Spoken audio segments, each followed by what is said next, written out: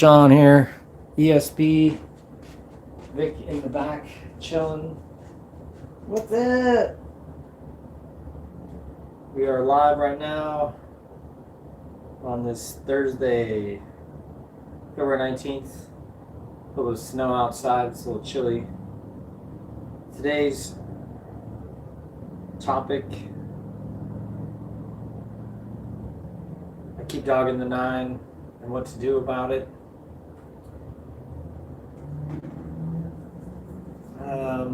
I guess the best thing I can start out with is to explain a little bit about what's happening. So I guess a typical situation would be you have a routine run out and then somehow you miss a shot that you feel like you should make in a key situation. My assumption is that it's not a, like situation where you care so much. It's more about the situation I'm speaking of more is that, like in a tournament, maybe you're playing against a better player and a shot comes up that is pretty routine that you would make in practice, high percentage of the time. I mean, low percentage shots you're going to miss. I think that's why they call it low percentage. So you shouldn't have an expectation that you're going to make a low percentage shot all the time. If you do, maybe that's an exploration of, what you think is realistic. I'm speaking of shots that you feel like you should make, that like really on paper are everyone's a favorite to make it, not just you, but everyone.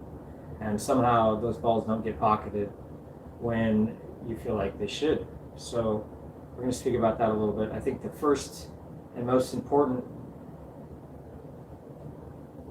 thing to talk about is you just got to start with the process of understanding, okay, this is what I'm doing, and then focus on what do you want to have happen, and then make that all that matters. Most of this comes down to shifting your perspective from being results oriented to being process oriented.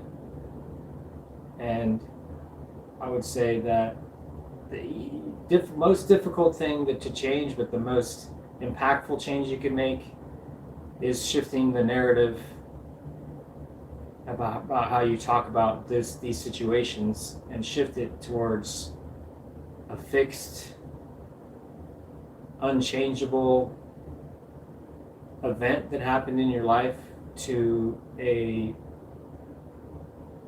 maybe a speed bump on your way to a greater future.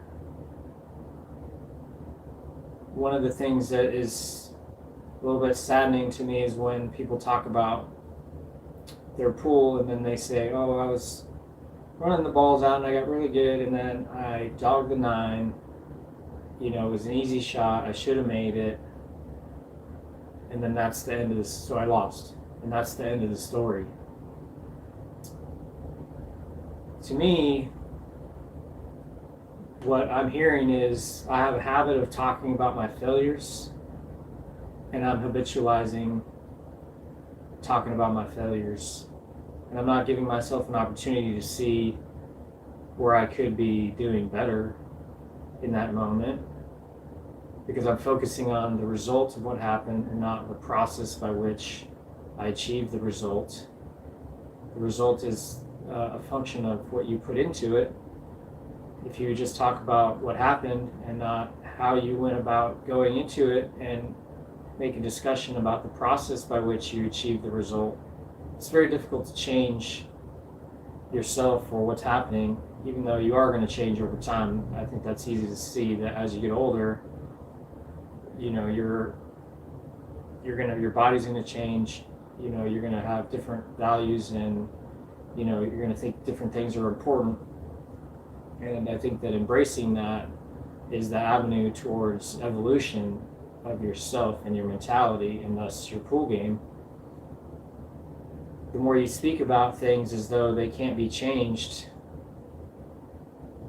the less they can be changed. It is its own habit that you're creating and enforcing through what you talk about, because the words that come out of your mouth come from your mind, So the thoughts that you think about become the words. And if you're focusing on the result of I dogged this ball and then I lost and I feel terrible, then that's a habit that you're creating to permanently embed in yourself, unless you decide that I actually want to, instead of that, for example, say, I got down to the 8 and it was a really tough shot. I did make it and I left myself a low percentage opportunity on the 9, or maybe I ended up making a really good shot and then I'm straight in on the 9, and it's routine. Every shot's missable, understand. And then I was feeling nerves, and I didn't take my time. I rushed the shot, and I missed the ball. And I feel like the correction that I could have made there, the learning that I have achieved from that event, is that I need to work on having a better process by which I can contain the nerves and feel less of the nervousness, which ultimately leads to tightness, which leads to rushing shots and trying to move beyond the moment before you're ready. A lot of pool, and if you watch top players, especially in key moments, they're feeling the nerves just like we all do. And they have techniques that they've evolved and developed and processes that they've mastered to help them achieve more consistency in a wider variety of situations and more key moments than people that have less success. If you realize that it's less about talent in the long run and more about establishing a solid process that you can easily remember and follow, and that is what makes the balls go in. And it's not your desire to make the ball that makes it go in. It's not your hope to make the ball that makes it go in. It's not your effort so much at the moment that makes the ball go in. It's how easily you can follow a process that hopefully premeditated and designed that allows you to be successful in a wide variety of situations, including pressure situations. Now, each person is individual, so I won't say that you can be unsuccessful because you're a little bit, looser, faster. You don't have to think as much maybe about what you're doing because you rely on your shot making and your ability to get out of difficult situations, and then that's the way you play versus someone that's more calculated. I think you look at the pro level, it's easy to see that there's both of those examples at the highest level of pool. And so because of that, it's not so much about that, it's more about the consistency, which is ultimately that each player has their own process that they follow, and they do a really good job about being consistent with that, and that's what allows them to be successful. And a lot of that has to do with the growth mindset, and I can speak a little bit about that, and it's just about realizing that if you continue to talk about the bad things that happen in your pool game, they'll keep repeating themselves as part of the cycle that you're establishing. One of the things I don't think people realize is that as you approach a situation where you feel like you're stuck and you're trying to get beyond, you will start to create a narrative in your mind that is consistent with the prior narrative, and that it's difficult to break free from that. And that's one of the things that I would say is the best thing you can do at the beginning is just never talk about anything that's ever happened in pool, and start only talking about the positive things that you're doing. That way, you will never speak and habitualize negative events from happening. They will still occur, but your perspective will be shifted because you won't be thinking of the negative thing to talk about, the bad thing. to talk about. You'll be thinking about the positive things to talk about, the good things to talk about, the things that you're working on, the things that are helping you get better, helping you get beyond this moment that you're stuck on, because you're dwelling on the negative part of it, not on what to do about it, but what it is that we feel sorry about, that we feel sad about, that we don't want to experience anymore. But by talking about it, we are re-experiencing that. It's a neurological evidence and statistics. They say that every time you speak about a memory, you're reliving it. You're reliving the emotions.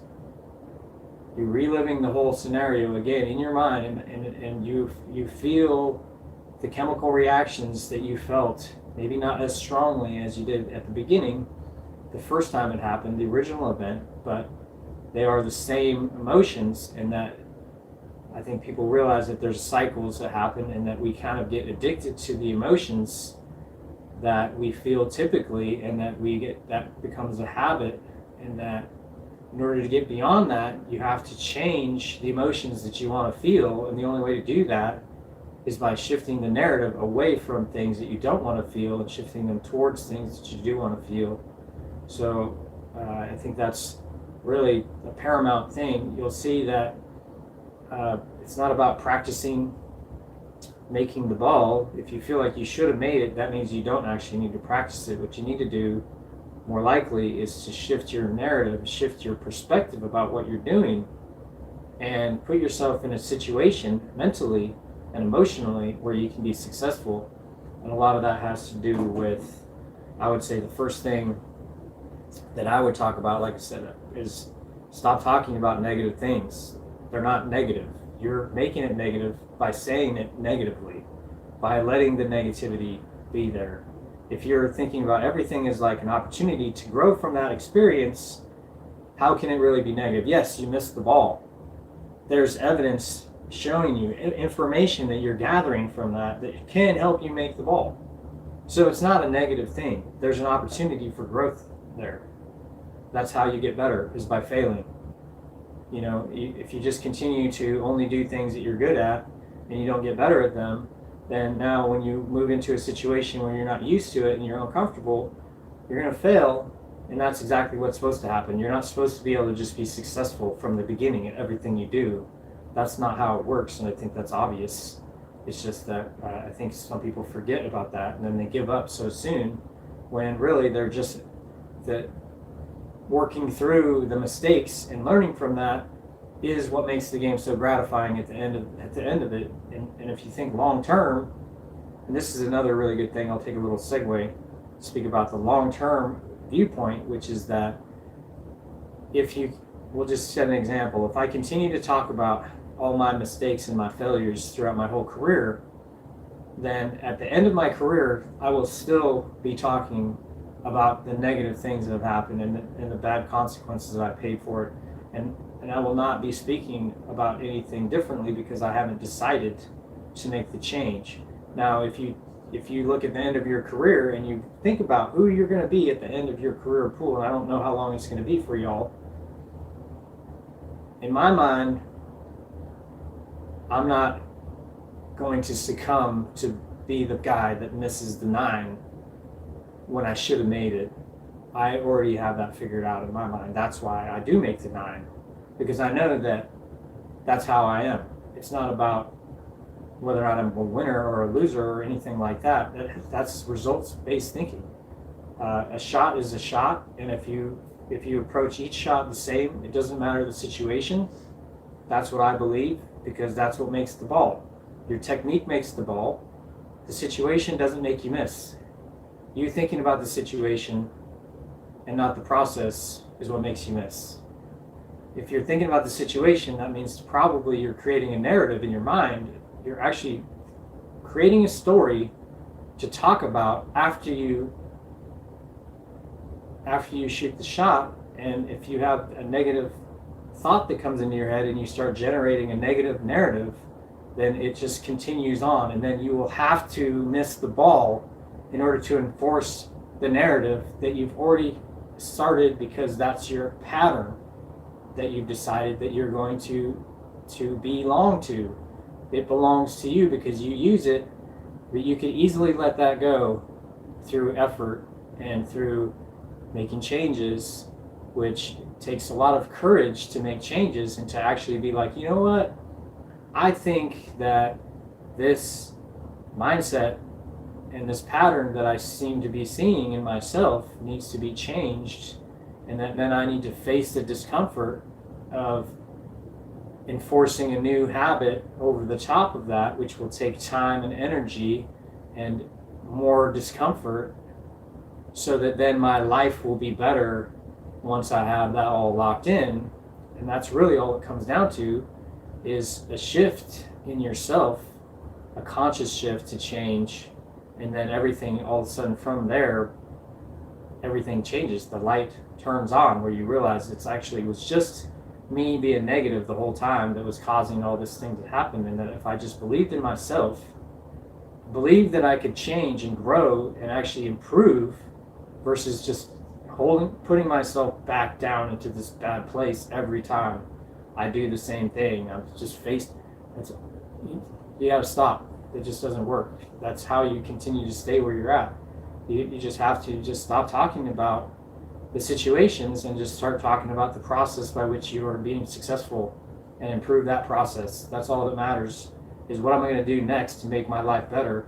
That's what's always important. There will never be anything more important than that in any way, any part of your life. There's no reason to talk about all the bad things as being bad. They're just things that happen to everybody, and we learn how to deal with them. If you need help learning techniques to deal with situations, and maybe you can ask for some advice, do some research, and then come up with a technique that you're going to try to help enhance your life. And then if it doesn't work, that's fine, because now you've knocked one thing off the list. It was a potential, you cross it off as a potential, and now you'll never have to go back to that. And you find a new thing to try, and then you keep going, and that's really all there is to it. The more different things you try and you give effort to, you'll learn techniques that work or don't work, and then that will just clear your mind from different things, second guessing yourself. You don't have to second guess yourself. I already tried it all. This is what works. This is what I'm going with. This is what's making me successful, and I'm going to continue to evolve it as I learn new techniques and watch the world around me and see all these players that are being successful, and how are they doing it. Ask them a few questions. Get involved in your mind. Like, how are they viewing the thing that I'm struggling with that makes them successful? Change your perspective and shift it to a person that is successful in this situation, and that there's no obstacle that I can't overcome. In fact, the reason why it's an obstacle is because I'm calling it an obstacle. It's not just the path, the journey towards a brighter future. It's not an obstacle. It's just that is how life is that there's hard things that come up, and the way that you deal with those is who you become. If you decide that you're going to let things knock you down and you're going to stay down, then you're going to keep missing the 9-ball. If you're going to keep working towards getting better, you're eventually going to figure something out. Hopefully this video is part of that.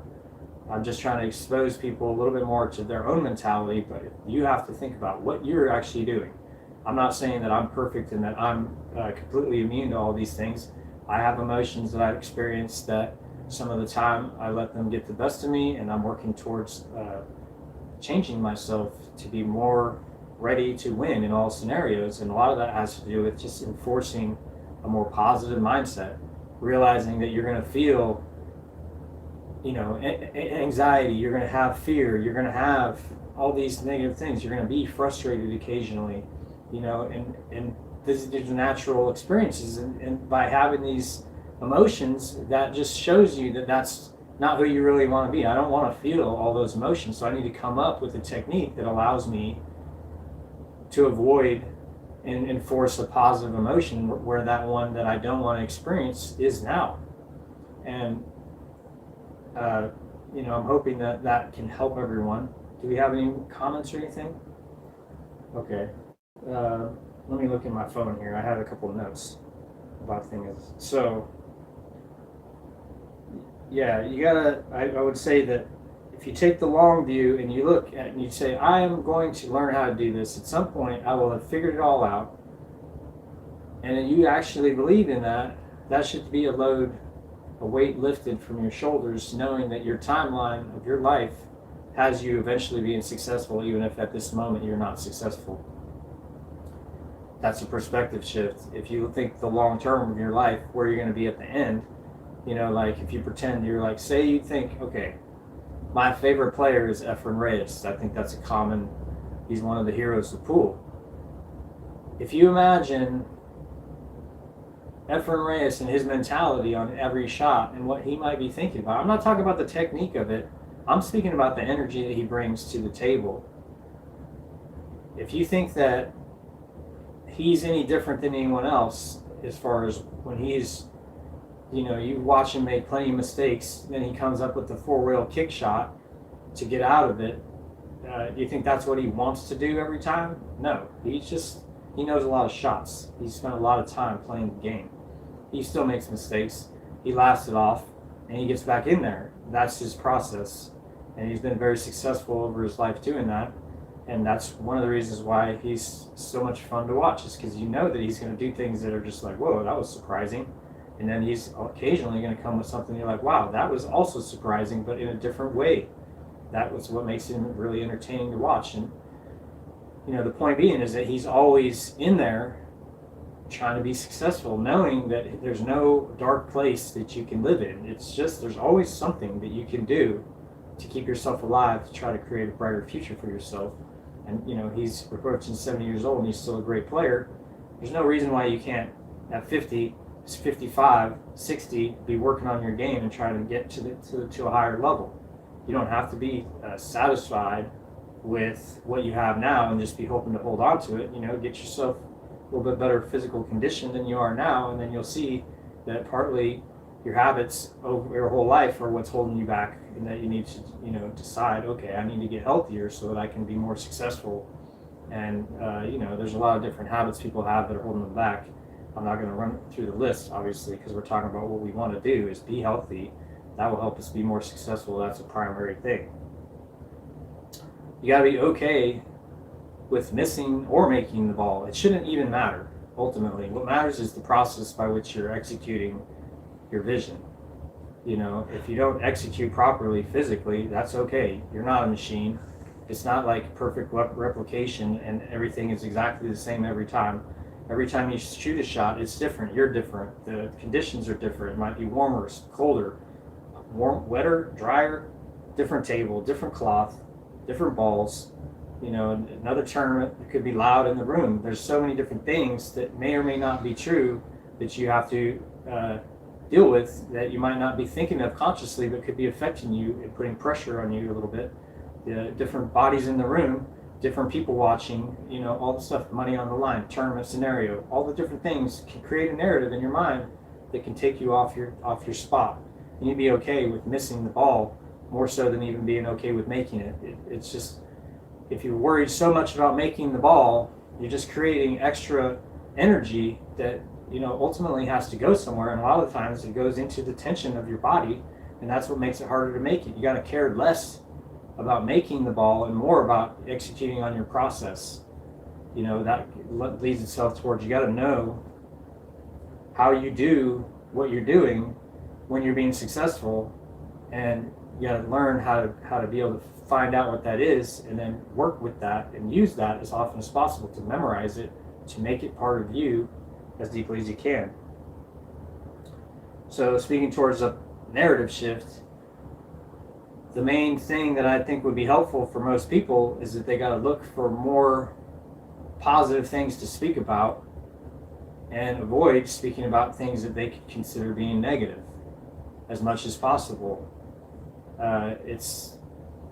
It's easy to commiserate with other people. I think that's why people like to say, oh, this bad thing happened to me, and so that they get a little bit of sympathy. I sympathize and empathize with and have compassion for people, so I listen to those stories. One of the things that I work to do is if possible, I want to help them, give them a solution so that there's something they can do about it.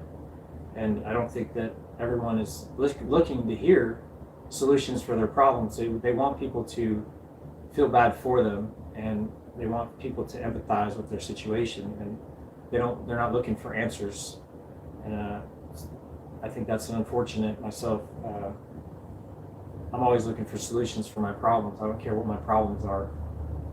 So because of that, they're not really problems. I'm just looking for solutions, and that's what you should all be doing, is looking for solutions. I think that's why you'd be watching this video. You're looking for a solution for the problem that's the title, and that's a good thing. And you should be recognizing that that's what you're doing, and then enforcing that habit. You know, instead of being a last-ditch effort, is like, oh, I've done everything I can do, and now I'm watching this video to hope to give me a little bit of light, shed some light on this huge problem that I have that I can't even figure out. You know, and just by focusing on the positive, which is that you're here watching this video, hopefully learning something that you can then incorporate into your own game. A little bit of a shift, a little bit of more positivity. It builds. It's not like you have to tomorrow, you know, be the most positive person in the room. It's just less negative, more positive daily accumulates over time. There's not going to be like a one aha moment in your life where all of a sudden now you're a different person. You change a little bit every day.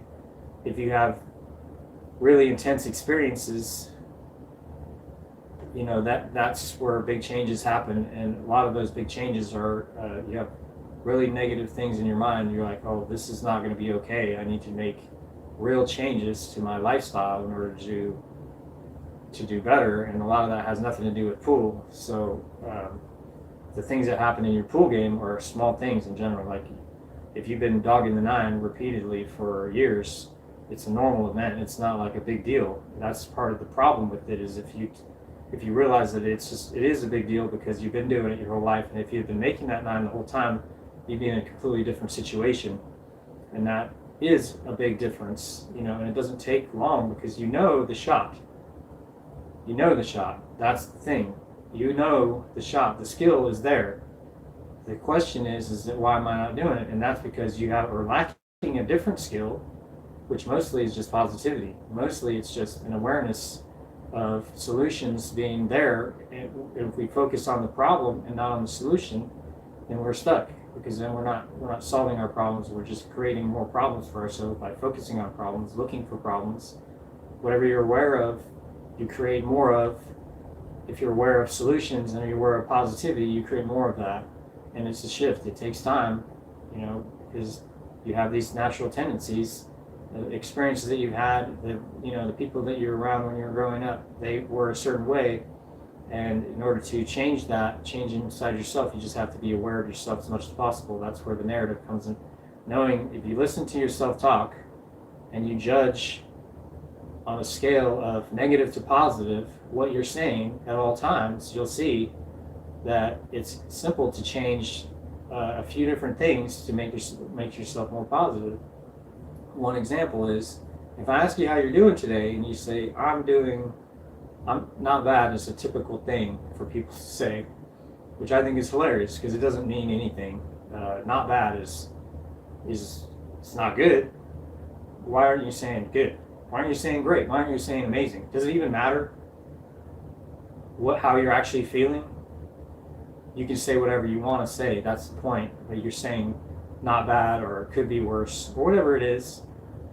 And that means that in your mind, you weren't actively enforcing positivity in your life, because you're just avoiding negativity. And I know that there's two ways to get better at things. One is the avoidance of pain, which is what most people do. They just do just enough to where they don't feel pain, and they avoid the discomfort, and they will do whatever they have to do to avoid that. And that's not going to cut it when you're playing pool. You need to actually strive for the higher ideal.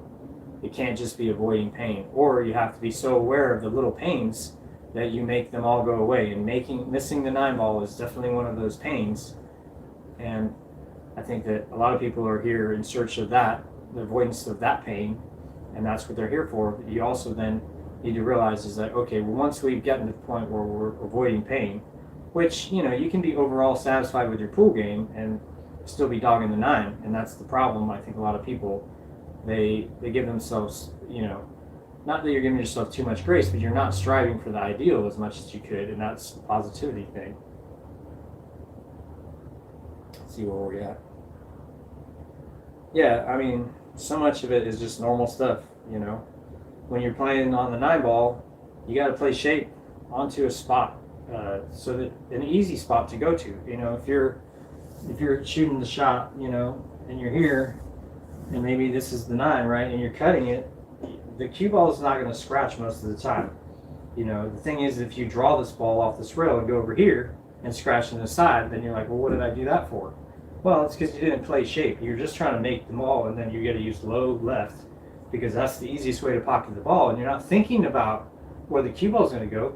And that's the problem. Is that when you're playing 9 ball, you're playing shape for the next ball, but then all of a sudden you stop shooting, you stop playing shape on the last ball, the most important shot of all of them, and then you switch to another process that's different than the process by which you got to that spot. It doesn't make any sense, but yet there's people that routinely forget about the fact that you got to play your cue ball to a position so that you can understand what physics you need to come with in your arm to create the shot. And if you just go, oh, I just need to make the ball, then any physics will make that happen, can make that ball. But that also leads to the cue ball going to all these places that you aren't aware of because you're not deciding. You know, and the thing is that if you make a clear decision about what you're doing, it's actually easier than you think. The hard part is just making the decision. In the situation that you're in, most people just forget to make a clear decision, and that's why they don't know what they're doing, because they're just like, I just need to make the 9. I'm going to baby it. I'm going to hope that I don't whatever. And it's like, well, if you just played that shot like every other shot, be like, oh, I'm going to shoot the ball, it go in the hole, and then the cue ball's going to go over here. And now I can like mathematically deconstruct it and get myself to a spot where like, okay, I'm ready to make this ball because I know everything I need to know about it, because I know exactly what I'm doing, what I'm trying to do, and I've defined the situation. And you know, the generic, I just need to make the 9 ball here is like, that's way less than you'd be putting effort on playing shape for the 3 ball when you're on the 2 ball. You'd be like, well, I need to get over here so that I can get over here for the next ball. And that's what you're doing on that shot. And then on the 9, there's nothing else to do but make the ball. So then people think, oh, well, I don't have to play shape. I'm like, that's absolutely wrong. Every single pro, I'm sure that they play shape for a certain spot, every single shot. It doesn't matter what it is. That's why the stop shot's so easy, because there's no position that needs to be played. You just stop the ball. You make a decision to do exactly what thing. It just happens to be very simple, and so it's easy and obvious.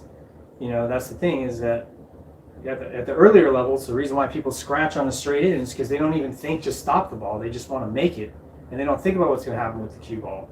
You know, and then if you don't have a draw stroke, then now you're like afraid of it. You know, and now you see how that. But that's not necessarily a mental thing. It's a skill issue. You know, it's like if you need to learn how to draw the ball, then this videos for you, but it's also for later.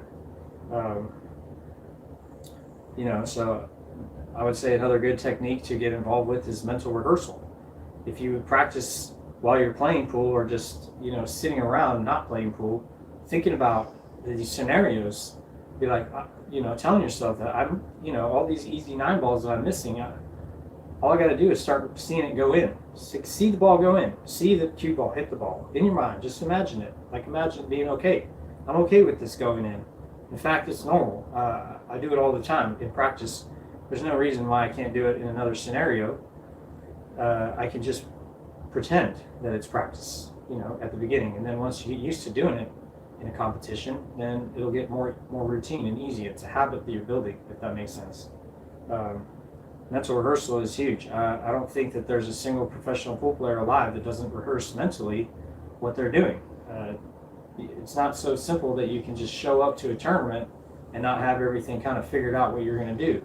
You know, you're playing a 2-day event, you know, and you don't realize that you're going to be playing 5 or 6, 7 matches probably in that time, and that's over the course of like 18 to 20 hours. You think that all that time is just spent playing pool? No, you're going to be resting, relaxing, eating.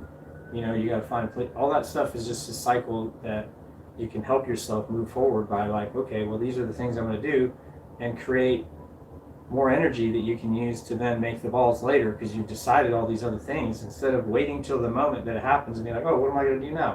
What am I going to do now? What am I going to do now? What am I going to do now? Every single moment of the day, you realize that this is just another tournament that I'm playing, that pretty much the same things are going to happen over and over and over again. Do I get to decide who I play next? No. So does it matter? No. You come with your game. That's what always happens. You play whoever it is, and then you try to win. If you don't win, then, you know, you lick your wounds, you figure out what you could do better, and then you move on. And then if you hopefully you're practicing those things where you struggled with, and then you get better at it, and you realize, oh, I put the time in to get better at these two skills that I failed in the last tournament, and now I'm going to come with a stronger game. And that's a positive thing in your mind. It's just about positive reinforcement. Like, there's no negative. I'm not going to quit playing pool because I missed this ball. I need to get past that moment. It's just, people just get so frustrated that they don't realize that it's just like, you just want to be frustrated if you're not doing the work to get better. I don't know what else to tell you. I don't want to be frustrated. That's why I do the work. I either take it easy on myself, knowing that I haven't been playing a lot, knowing that there's no expectation to make any particular ball, and that makes me trust the process because there's nothing else to trust. I'm not in stroke necessarily every day. I hope to be in a stroke and hope that it's easy. Sometimes it is, but at the same time, I have a solid process. That's why, I routinely do well in tournaments in my area. It's not because I'm like practicing every day. I don't hit more balls than most people. In fact, I probably hit less than most people that play regularly. I have a lot of other things going on, but that's because I have a process that I follow and I stick with it, and I help. I spend all my energy playing pool, working on it and developing it, and it's more and more bulletproof because of that. And that's why I feel like I deserve to make the 9-ball, because I have a process that works. And I can't really tell you anything else. It's not about confidence. It's just about habit. Habit of doing things and being successful at them, even if it's a simple thing. It just continues to grind up bigger and bigger and stronger, and becomes a base that you can live off of. And if you don't have that all developed, then start working on it. There's nothing else to do. If you're going to keep playing pool and you don't have a system, design one. It'll make your life easier, simpler. You'll have less decision fatigue. So many good things will happen that will help you move your game forward, because you have more energy to put into the effort of it, and not as much over the course of your day making little decisions all the time and you don't know what to do. And then there's the decision fatigue thing is real. Over the course of your day, every single decision you have to make lessens your ability to make clear decisions later. And when you're playing a pool tournament, the most important decisions that you need to make are at the end. And if you've been making decisions, you don't know your how to play patterns the way that you're supposed to play your patterns, but it's based on your game, the way that you've designed it, then you're going to have to make more decisions. And that's someone else that has their system already designed doesn't have to make a decision there. And then at the end, when things are weird and get a little dicey and you don't know exactly what to do, you will not have as much energy as that player that does have a system. And that a lot of times is enough to win. They will break down if they don't have as good of a system as I do, and I will not break down because my system works for me. And everyone gets to design their own system, and it's just a project. Having positivity added into that is all good and well and important, And I think just to wrap it up, every shot, you got to put positive energy into it. If you think you might miss, I don't even know. I mean, of course, you're more likely to miss. If you feel like you're going to make it and you can see yourself make it and you can feel inside yourself that it's a routine shot and it's like me to do this and to accomplish this, you'll see that it's going to happen much more often than if you're like, oh, I'm not sure, and you have all these reasons why it won't happen. And the thing with pool is a lot of the reasons that you have that balls aren't going to go in are actually more informational gathering than anything. It's like, well, if you're not sure what's going to happen, then there's ways, like you might not, it could be, well, the ball is, close to the rail and all these things where you're like, well, if you need to look to see if the ball at the path, so to say the ball's here, and you're shooting it down the rail, can be difficult, but leading up to the shot, hopefully you had an opportunity to get a good position. So you should be trying hard early on to get yourself to a position where you can make this ball more easily, but then even then it's like, if you end up with a tough shot on it, do the work of giving yourself the best chance to make it. Don't just be afraid. Where's your fear come from? There's reason, you either like, oh, I don't know if I can hit the right spot, which is a skill issue. Like, well, then you should be not worrying about it right now. You should come back to this shot when you can practice it till you be like, okay, this is a routine shot. But on a routine shot, something more like this, which is like not too tough. You just got to see the ball can go in, feel the stroke, do all the things, rehearse in your mind and make it okay to make the ball. Like, this is normal. I can feel myself doing it. There's no reason that I could think of for failure here. It's just, you wouldn't even have that mindset. It would just be like, what am I going to do? Cue ball here, makes the ball, maybe a little bit of draw, play over to that side, so there's no potential for a scratch. There's, if you think you might scratch, that's going to be a thing that probably happens a lot of the time, because the reason why you're thinking you might scratch is because you can actually scratch. It's like you're predicting the future. You just can't hear yourself because you're afraid. And then you want to feel that fear ultimately, because the fear itself is there for a reason. But there's things you can do to avoid the fear. You just do the work of knowing that, well, if I think I might scratch in that corner, that's because it's got too much follow on it. All I have to do then to compensate is to put left English and draw, for instance, and I can avoid the scratch. And now I'll play to the center of the table, which is the safe place. And now the fear of scratching has gone away because you play position for a shot that doesn't have a scratch available. And then you're also allowing the physics of it to be easier than using like different kinds of spin, but that requires you then to like learn how to hit balls simply and not use extra English and take some of the complicated things that people love to do in pool because it's fun out of it, because when you're trying to make the ball, you're going to default to the simplest way to make it, and if you don't practice that, it's going to be more difficult than what you're used to, which is fine, but then you just have to shoot the shot the way you're used to making it, and then you have to just default to that, and that can be tough, because in pressure situation you're not going to want to use 2 tips of English to make the 9 ball when you could just use a stop shot low English, if that makes sense. But if you don't practice the stop shot low English shot, then you won't be as good at it as the 2 tips of English, and now you're going to be in a tricky situation. And that's just an example of like having a simpler game,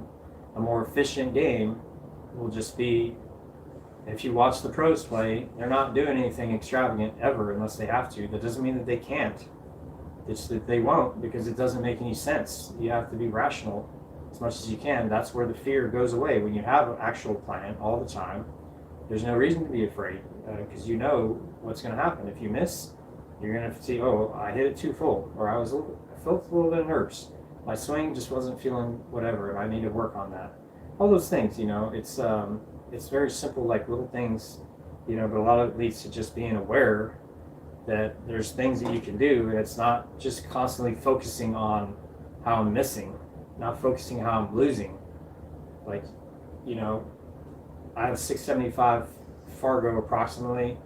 I only win 65% of the games that I play in the system. I don't think about those losses as being a big deal.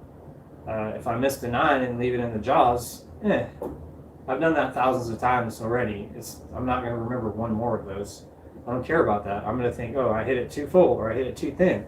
I overcut it, and now I know what to do, so that next time there's a less percentage chance that I'll fail and more percentage chance that I will succeed. So that's, I think, about all I have to say for today about that. I'm rooting for everybody to figure it out. Obviously, a lot of this is individualized. It's not all going to work for you. That's why I talk for an hour about stuff. Hopefully 5 minutes of it was enough for you to take away from that and use that as a thing to help your game move forward. I know that there's infinite technique to look at outside of on YouTube, and I'm trying to provide a different type of learning that I think is a little bit underutilized and under spoken about, is the psychological game, the mental game, and the emotional game, and how the skills of the physics of it and that is all very simple to learn, and the question of why is it I'm not doing things when I feel like I should be doing them is actually a bigger question that is more difficult to answer, and it's not one cookie cutter solution. It's a combination of different things. So I'm hoping that everybody gets some benefit out of this, and if you're at this point, say that if you want to get on the school group that's pinned, I think that would be cool. And obviously any comments you